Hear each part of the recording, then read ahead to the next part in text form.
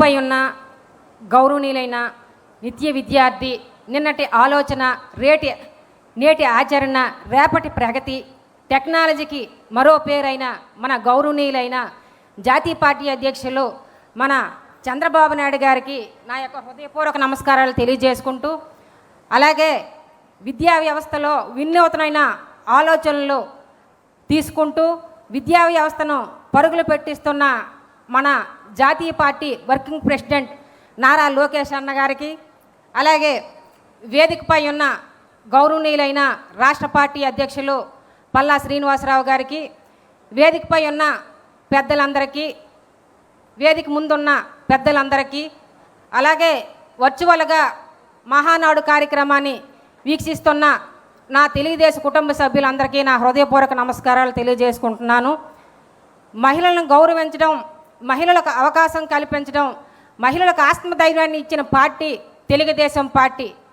మహిళ అంటే ఒక వ్యక్తి కాదు, ఒక శక్తి, కుటుంబానికి ధైర్యం, సమాజానికి స్ఫూర్తి అని నమ్మిన పార్టీ మన తెలుగుదేశం పార్టీ.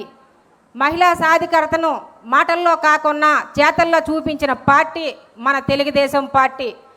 మహిళా సాధికారతకు నిలువుటద్దం మన గౌరవనీయులైన చంద్రబాబు నాయుడు గారు.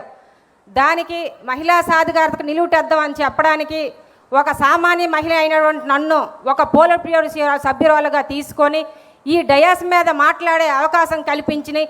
అంతేకాకుండా డయాస్ మీద మాట్లాడే అవకాశం కల్పించడమే కాకుండా నాకు ఎప్పుడూ సార్ గౌరవనీయులైన చంద్రబాబు నాయుడు గారికి ప్రత్యేకమైన ధన్యవాదాలు సార్.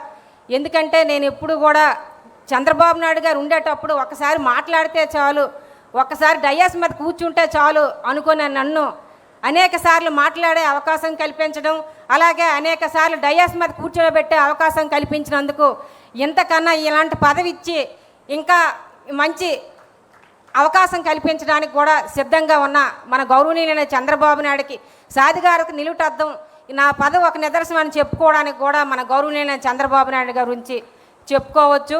అంతేకాకుండా మన తెలుగుదేశం పార్టీ మహిళా సాధికారతకు పునాది మన గౌరవనీయులైన అన్న నందమూరి తారక రామారావు గారు, అలాగే మన గౌరవనీయులైన చంద్రబాబు నాయుడు గారు మహిళా సాధికారతకి నిలువుటద్దమే కాకుండా ఆనాడు మన అన్న నందమూరి తారక రామారావు గారు తిరుపతిలో పద్మావతి యూనివర్సిటీ స్థాపించి మహిళలు ఉన్నత చదువుల కోసమని చెప్పి కృషి చేసిన వ్యక్తి మన అన్న నందమూరి తారక రామారావు గారు. అలాగే తండ్రి ఆస్తిలో సమాన పురుషులతో పాటు స్త్రీలకు కూడా సమాన హక్కు కల్పించాలని సమాన హక్కు కల్పించిన వ్యక్తి మన అన్న నందమూరి తారక రామారావు గారు. అలాగే స్థానిక సంస్థల్లో మహిళలకు 9% రిజర్వేషన్ కల్పించిన వ్యక్తి మన అన్న నందమూరి తారక రామారావు గారు. వితంతువులకు పెన్షన్ పెట్టి అభయహస్తం అందించిన ఘనత మన అన్న నందమూరి తారక రామారావు గారిది. అలాగే మన గౌరవనీయులైన చంద్రబాబు నాయుడు గారు మన నందమూరి తారక రామారావు గారు ఆదర్శ బాటలో, ఆచరణలో బాటలో నడుస్తూ చంద్రబాబు నాయుడు గారు హయాంలో అనేక సంక్షేమ కార్యక్రమాలు, సంక్షేమ పథకాలు కూడా చేయడం జరిగింది. ముఖ్యంగా మహిళా సోదరీమణులకు మన అన్న నందమూరి తారక రామారావు గారు స్థానిక సంస్థల్లో 9% రిజర్వేషన్ కల్పిస్తే మన చంద్రబాబు నాయుడు గారు 33% స్థానిక సంస్థల్లో రిజర్వేషన్ కల్పించడమే కాకుండా ఉద్యోగాల్లో కూడా 33% రిజర్వేషన్ మహిళలందరికీ కల్పించడం జరిగింది. ముఖ్యంగా చెప్పుకోదగ్గ విషయం ఏంటంటే మనందరికీ తెలుసు, కావలి ప్రతిభా భారతి గారు దేశంలోనే తొలి దళిత మహిళ అసెంబ్లీ స్పీకర్గా కూడా ఎంపిక చేసిన ఘనత మన గౌరవనీయులైన చంద్రబాబు నాయుడు గారిదే.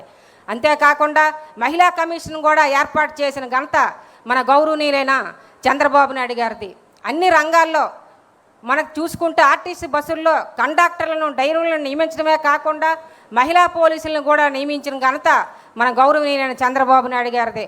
ఆ రోజు మన అందరికీ తెలుసు, ఇంజనీరింగ్ కాలేజీలను ప్రవేశపెట్టి ఈరోజు సాఫ్ట్వేర్లుగా ఉన్నతమైన స్థానంలో ఉంటూ ఆర్థికంగా బలోపేతమైన స్త్రీలందరికీ కూడా మన ఘనత మన చంద్రబాబు నాయుడు గారిదే. అంతేకాకుండా చంద్రబాబు నాయుడు గారు అనేక కార్యక్రమాలు కూడా మహిళలకు చేయడం జరిగింది. 2024లో కూడా 22 మంది మహిళా ఎమ్మెల్యేలను కూడా మనకి చట్టసభల్లోకి అవకాశం కల్పించడం జరిగింది. క్యాబినెట్లో కూడా అవకాశం ఇవ్వడం జరిగింది. అలాగే ఉద్యోగులకు వెటర్నరీ సెలవులు మన గౌరవనీయులైన చంద్రబాబు నాయుడు ఇవ్వడమే కాకుండా మనకి ఆనాడు దీపం పథకం కింద ఉచిత గ్యాస్ కనెక్షన్లు ఇవ్వడం కాకుండా ఈనాడు గ్యాస్ సిలిండర్లు కూడా అయిపోయిందా, ఈనాడు ఉచిత గ్యాస్ సిలిండర్లు కూడా మన గౌరవనీయులు చంద్రబాబు నాయుడు గారు అందజేయడం జరిగింది. చంద్రబాబు నాయుడు గురించి మాట్లాడుకోవాలనుకుంటే ఆయన ఒక వ్యక్తి కాదు, శక్తి కనుక ఎన్ని రోజులైనా మాట్లాడుకోవచ్చు. టైం ఆసనం అయింది కనుక అందరు వేదికపై నాకు ఇలాంటి అవకాశం ఇచ్చిన మన గౌరవనీయులు చంద్రబాబు నాయుడు గారికి మరొక్కసారి ధన్యవాదాలు తెలియజేసుకుంటూ, అలాగే మన సినీస్ గారు ప్రవేశపెట్టిన ఈ తీర్మానాన్ని బలపరచడం జరిగింది. ధన్యవాదాలు శ్రీదేవి గారు. మీరు అన్నట్టుగా సార్ గురించి మాట్లాడుతూ వెళ్తుంటే రోజులు కూడా సరిపోవు. ఇప్పుడు ఇదే తీర్మానాన్ని బలపరచవలసిందిగా మన తెలుగు మహిళ కార్యకర్త శ్రీ మీరా నేతాజీ గారిని వేదిక మీదకి ఆహ్వానిస్తున్నాం.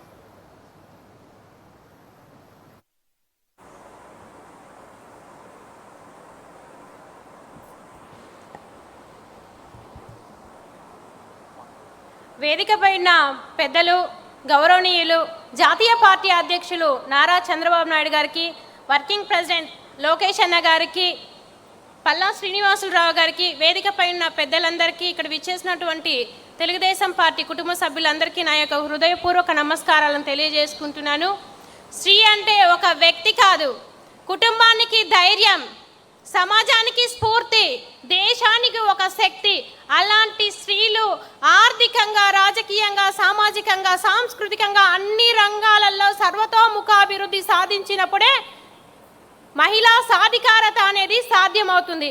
తెలుగుదేశం పార్టీ ఆవిర్భావం నుంచి నేటి వరకు కూడా మహిళల ఆర్థిక అభివృద్ధికి ఎంతగానో కృషి చేస్తుంది. దేవతల కాలంలో శివుడు అర్ధనారీశ్వరుడుగా పార్వతీదేవికి సమాన హక్కు కల్పిస్తే 1983లో ఎన్టీ రామారావు గారు ఆస్తిలో సమాన హక్కు కల్పించినటువంటి వ్యక్తి ఎన్టీ రామారావు గారు. కానీ నేటికి జగన్మోహన్ రెడ్డి తన చెల్లికి ఆస్తిలో హక్కు కల్పించకుండా గొడ్డలు వేటు వేస్తున్నారన్నది నిజమైన వాస్తవం అని కూడా నేను ఈ సందర్భంగా తెలియజేసుకుంటున్నాను. అదేవిధంగా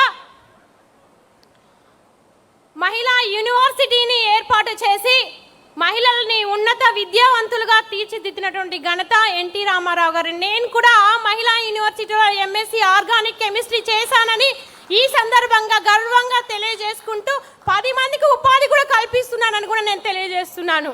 అదేవిధంగా రిజర్వేషన్ స్థానాలను 33% స్థానిక సంస్థల్లో ఉద్యోగ రీత్యా రిజర్వేషన్ స్థానాలను కల్పించి చంద్రబాబు నాయుడు గారు ఎంతో మంది లక్షల మంది మహిళలకి ఉద్యోగస్తులుగా నాయకురాళ్ళుగా తీర్చిదిద్దినటువంటి ఘనత చంద్రబాబు నాయుడు గారికే దక్కుతుందని నేను ఈ సందర్భంగా తెలియజేస్తున్నాను.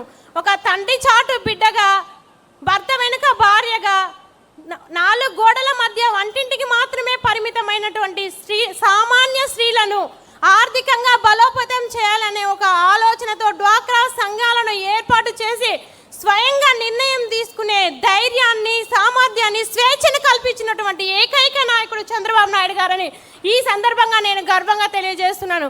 ఒకప్పుడు బ్యాంకుకి వెళ్ళాలంటే భయపడే మహిళలు కోట్లల్లో టర్నోవర్ చేస్తున్నారంటే ఇది ఒక డ్వాక్రా గ్రూప్ వల్ల మాత్రమే సాధ్యమైందని కూడా నేను ఈ సందర్భంగా తెలియజేసుకుంటున్నాను. అదేవిధంగా 68,000 కోట్లు బ్యాంక్ లింకేజింగ్ రుణాలు డ్వాక్రా సంఘంలోని సభ్యులకు ఇప్పించి ఆర్థిక ఎదుగుదలకి తోడ్పడినటువంటి ఒక వ్యక్తి చంద్రబాబు నాయుడు గారు.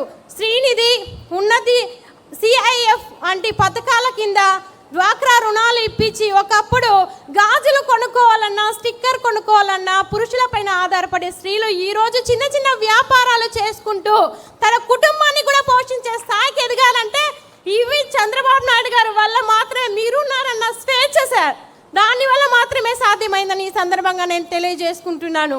చంద్రబాబు నాయుడు గారి యొక్క విజన్ వల్ల ఎంతోమంది మహిళలు ఐటీ రంగంలో లక్షల్లో జీతం సంపాదిస్తూ తన కాళ్ళపై తాను నిలబడుతూ ఇతరులకు ఆదర్శంగా నిలబడుతున్నారంటే ఇది కదా సార్ సాధికారత అంటే. అదేవిధంగా వ్యాపారం చేసుకోవడానికి మహిళలకి ఎంఎస్ఎంఈ స్కీమ్ కింద 35% సబ్సిడీ రుణాలను అందిస్తుంది తెలుగుదేశం ప్రభుత్వం. కండక్టర్ ఉద్యోగాలు ఇప్పించింది తెలుగుదేశం ప్రభుత్వం. మహిళా క్రీడాకారులను కూడా పివి సింధు లాంటి మహిళా క్రీడాకారులకు గ్రూప్ 1 స్థాయి కేటగిరీని ఇచ్చి గౌరవం ఇచ్చిన వ్యక్తి నారా చంద్రబాబు నాయుడు గారు. అదేవిధంగా మన ప్రస్తుతం మహిళా క్రికెటర్ అయినటువంటి శ్రీచరణ్కి కూడా 2.5 కోట్ల ఆర్థిక ప్రోత్సాహం కల్పించినటువంటి ప్రభుత్వం మన తెలుగుదేశం ప్రభుత్వం.